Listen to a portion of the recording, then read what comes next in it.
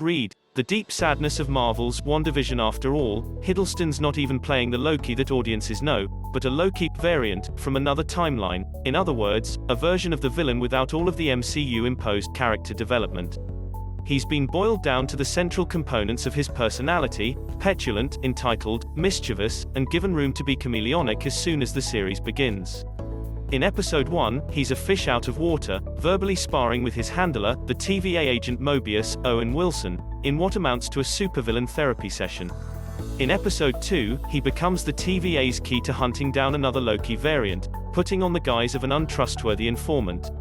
Plopping a well-defined character into audacious scenarios feels classically comic bookian, the younger Loki trying to prove that he can be redeemed in the Loki agent of Asgard comics is very different from the politician who campaigns on a platform of lies in the miniseries Vote Loki, for instance, but neither iteration abandons his impish core. The look of the new Disney Plus show, too, evokes comic book versatility. The TVA's headquarters is awash in mid-century-meets-futurist architecture, while its agents' missions will take them to branch timelines riffing off the aesthetics of works such as Before Sunrise and Inglourious Basterds, according to the head writer Michael Waldron. As a result, the show looks nothing like previous Marvel properties. Loki also complicates the MCU's tendency to situate its central conflict between two characters who represent opposing values.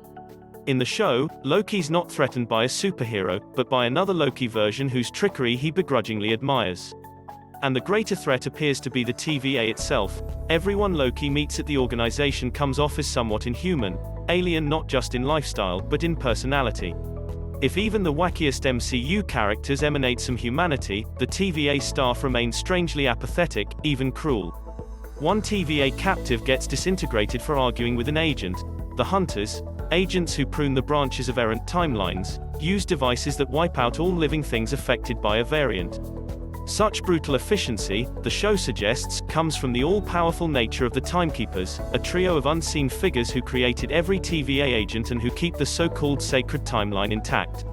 The administration's staff worship the Timekeepers like gods, believing wholly in their mission to keep the flow of the universe's events to one trajectory. The TVA conducts its affairs so tightly that an office drone Loki meets has never heard of a fish, and Mobius admits that he yearns to ride a jet ski but cannot for unspecified fears of damaging the timeline. These are small, seemingly throwaway revelations that ultimately feel more sinister than absurd. At the TVA, continuity is essential, but suffocating.